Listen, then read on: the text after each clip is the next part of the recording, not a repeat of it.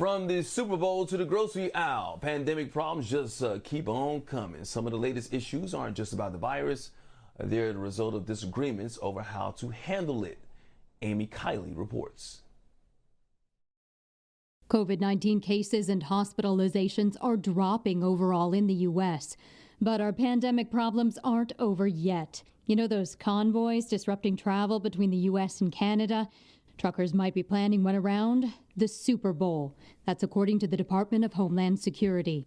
Truckers and other protesters in Ottawa, Canada say they're stopping traffic there to stop vaccination requirements and COVID restrictions. If we don't make any changes now, we're going to lose all freedom. I even made and sold masks at the beginning of this. But you know what? When you keep doing the same thing over and over again, expecting a different result, that's the definition of insanity. The convoys threaten to worsen supply chain issues. Already the pandemic has led to problems with supplies and higher prices. Goldman Sachs predicts grocery bills will remain high all year. Even Super Bowl snacks cost more right now. Meanwhile, states like New York are trying to get back to normal. It is the right decision to lift this mandate for indoor businesses. The CDC is more cautious. We are working on that guidance. Our hospitalizations are still high. Our death rates are still high. We are not there yet. But some experts say we could be on our way. I think we're moving from pandemic to endemic. I think what it's going to boil down to in the end is what level of disease or what level of hospitalization or what level of death we're willing to live with. I'm Amy Kiley for Start Your Day.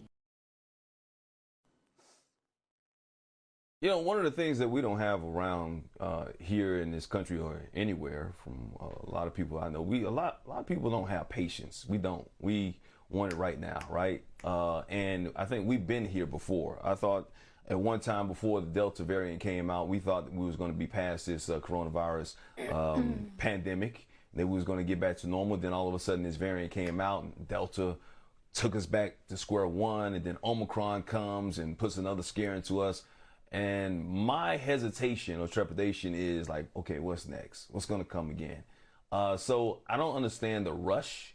Mandates are meaningful. They're needed in a lot of ways because, you know, if you don't tell people what to do, sometimes they're just going to do anything they want to do, even if it's to the detriment of themselves and to society. So I don't see what the rush is if we need to get people healthy, because you know, people are still going to the hospital, Sharon. People are still dying from this. Until we get the numbers down and the vaccination numbers up, you know, we're still going to have an issue in this country and around the world.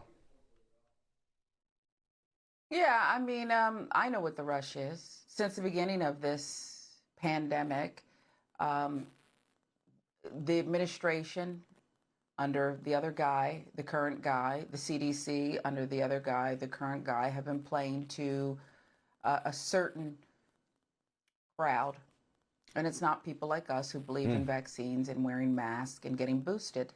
It's not. They're playing to this other crowd who says masks kill, and they go to the school board meetings and they talk about how much suffering their children. And I'm not talking about parents whose children have, you know, hearing issues and need to read lips and that kind of thing. That's not those. I'm not talking about those parents. I'm talking about the other ones whose kids do not have anything identifiable other than where even the kids aren't even complaining. They're taking their cues from their parents. So I do know what the rush is. The rush is, how can we placate this, I don't want to call them the lowest common denominator because I think that's rude, but this crowd who just refuses to get it. I mean, we have truckers in Canada with really annoying accents who are pulling up and stopping traffic, and in one shot they were blocking McDonald's, which really ticked me off, okay? And they're saying, you know, we got rights, eh? And it's just so goofy. What are you really stopping traffic for? The right to stop the right to die? It's just so ridiculous. If you don't want to get the vaccine, don't get it. Now, I think that's personally ridiculous and dangerous, but then don't get it. But don't waste all of this fuel idling on a bridge. I don't know what the weight restrictions are if they're all lined up there. No. And stop it. And I don't want one more person to put a microphone in front of them, and I don't want to hear these accents anymore. Okay? I want you to either get vaccinated or not. but sit down. And I'm gonna tell you something about your friends at the Oscars. And, you know, we'll be watching. I said, I want this to be the most watched Oscars ever. Our friend Will Packer, I know they shy away from controversy, but it's ridiculous. You got to get a vaccine to go to school, whether it's COVID or something else. And the privilege of attending the Oscars, but we don't require you to be vaccinated. We recommend it. And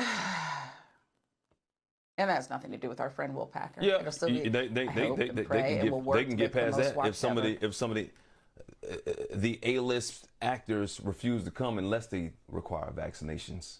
A lot of these pushing back, so these A-lists, the Denzels, the Will Smiths, and the others say, hey, you know what? I'm not coming unless everybody's vaccinated. They'll demand vaccinations then. That's and you don't have to worry about Joe Rogan because he's not on the A-list anyway. Yeah, that's what you want, an A-list crowd here. Well, he's not. I mean, isn't that just, you know how they put, you know how they do the classes out there. And some people on the A-list, some people B, C, D. He wouldn't be on the front row. Kathy Griffin had a whole show about the D-list. No, he's not going to be in the front row. They might not even let him enjoy one of those pieces of chocolate, the special chocolates. You're on there. He ain't going to get a gift bag. You're on there. He's not going to get a, no, I'm on like the. No, he's not getting one of those expensive gift bags. No. It's not in the first 13 letters, I'll tell you that much. Well, you're in the building. It definitely ain't. You're not disseminating I'm in the building misinformation. somewhere in the back. I'm like, here's your seat, Mr. Smith. Here's your seat, Mr. Washington.